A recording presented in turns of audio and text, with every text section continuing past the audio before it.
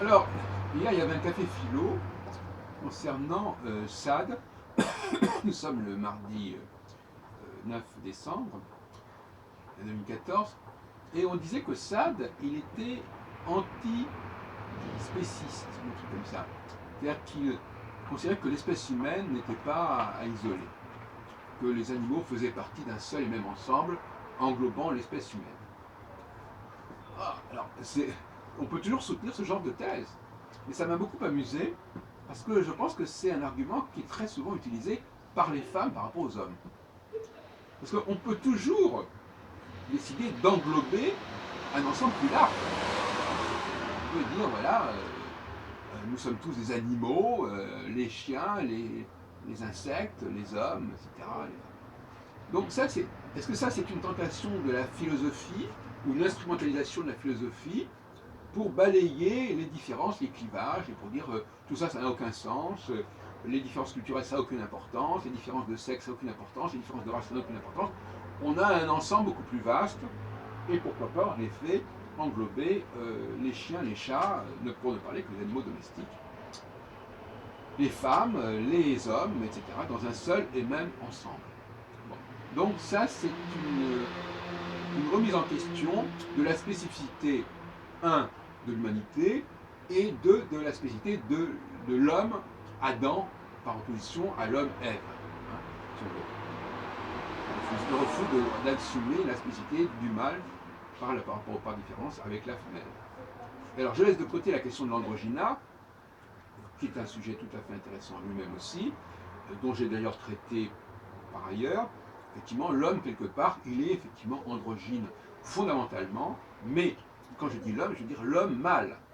Ça ne peut pas être paradoxal. L'homme mâle a un vécu androgynal, a une histoire androgynale. Quand on lit la Genèse, on le voit. L'homme a été créé à l'image de Dieu. Il a été créé mâle et femelle. Il y a pas, à ce moment-là, on ne dit pas encore que Dieu a sorti la femelle de mâle. Non. Ça, c'est déjà lorsque l'androgyna se défait. Mais il se défait et il se refait. Bon. Donc, moi, ces histoires de mettre dans le même bain tout le monde, et pourquoi pas aussi dire que nous sommes tous des atomes ou tous des molécules, des poussières d'étoiles, etc. On peut toujours dire ça.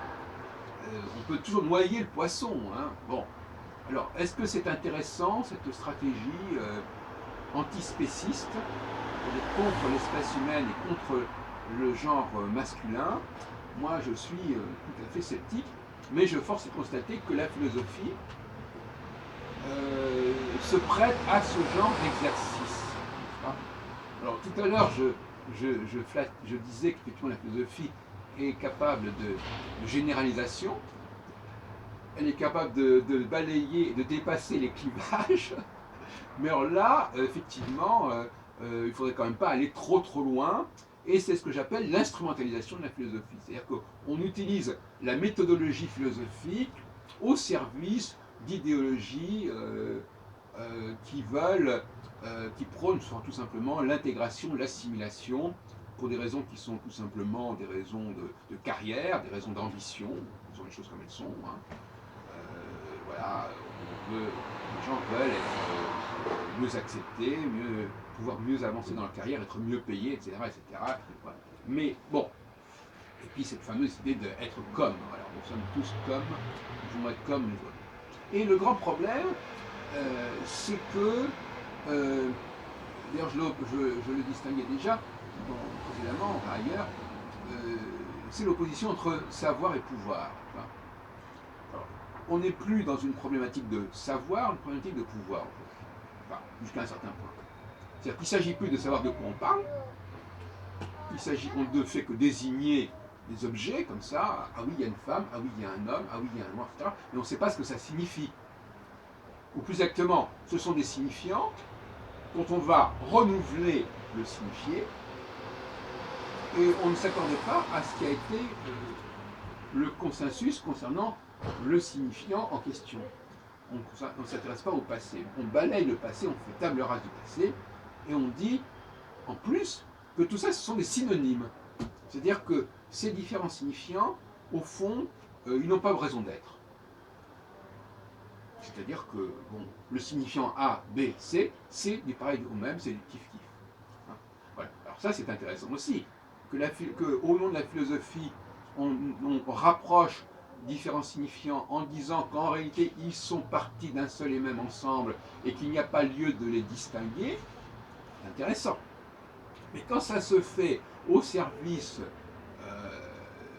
alors, évidemment, il y a une idéologie de gauche qui voudrait mettre tous les signifiants, notamment au niveau de oui, c'est un animal, oui, c'est une femme, oui, c'est un homme, oui, c'est un noir, oui, c'est un blanc, etc. Tout ça sont des signifiants qu'il faudrait compléter. On les voit, on les capte, mais il ne faut pas en tenir compte. En fait, ils sont tous identiques, ils sont tous synonymes. C'est ce que j'appelle la maladie de la synonymie. Alors, il y a là, la philosophie, là, elle devient subversive, elle est dans le domaine du pouvoir, elle n'est plus dans le domaine, elle n'est pas du côté de la science, elle n'est pas du côté du savoir, elle est du côté du pouvoir, c'est ce qu'on peut imaginer. On peut imaginer cela, et le philosophe a le pouvoir de décider ce qui est distinguable et ce qui n'est pas distinguable. Voilà. Donc s'il décide que telle et telle notion, tel et tel signifiant n'a plus à être distingué, parce qu'on est quand même dans le plus, eh bien, on va décider que ça n'est plus à distinguer. Donc là, il y a un énorme pouvoir de la pensée philosophique qui rejoint la pensée politique. Le politique aussi a le pouvoir, non plus de dire ce qu'on doit dire ou pas dire, mais de dire ce qu'on doit faire ou pas faire, et d'instaurer un certain nombre de situations, de réalités, qu'il va mettre en place comme une sorte de Dieu créateur du monde, qui crée un autre monde en parallèle avec le monde créé par le grand architecte de l'univers, etc., etc. Donc on a là la toute-puissance du philosophe, et je dirais même un abus de pouvoir, tout simplement, un abus de pouvoir qui est le grand problème. Le pouvoir, c'est l'abus de pouvoir. C'est celui qui, au nom de ce pouvoir, et grâce à ce pouvoir, et par le truchement de ce pouvoir, va vouloir, donc justement, comme je disais, décider quels sont les signifiants qui sont porteurs d'un même signifié ou pas, et il va donc comme ça remodeler le monde. En face de cela, il y a la démarche scientifique, la démarche historique, la démarche des sciences de l'homme, même la démarche journalistique à la limite, qui s'oppose à ce pouvoir, tout-puissant, qui disent non, moi je veux savoir, je veux décrire le monde, je veux comprendre ce qui s'est passé, je veux comprendre la genèse des choses. Je veux expliquer pourquoi on en est là. Je veux faire de l'archéologie, je veux remonter le temps. Je ne veux pas me projeter comme ça vers l'avenir, vers les lendemains qui chantent. Je veux comprendre où on en est, d'où on sort, d'où ça vient. Oui, donc il y a une opposition entre science, entre le monde de la science et le monde du pouvoir. Certains diraient le monde de la conscience, mais ça c'est leur problème. Mais il y a cette opposition qui en français sonne bien, puisque c'est des mots qui se ressemblent, savoir, pouvoir. Voilà, il y a là, alors bien entendu, pour l'instant, la dialectique, la problématique du... Et là, on est au cœur d'une problématique fondamentale en philosophie, que j'ai posée d'ailleurs hier au Café Philo, entre savoir et pouvoir. Il n'y a pas de problématique plus importante que celle-là, c'est celle qui traverse complètement notre époque et qui est un enjeu majeur. Est-ce que nous allons renoncer au savoir par rapport au pouvoir? En fin de compte, quelque part on dira, mais non, qu'est-ce qu'on racontait? Au contraire, la science avance, etc. Oui, la science avance.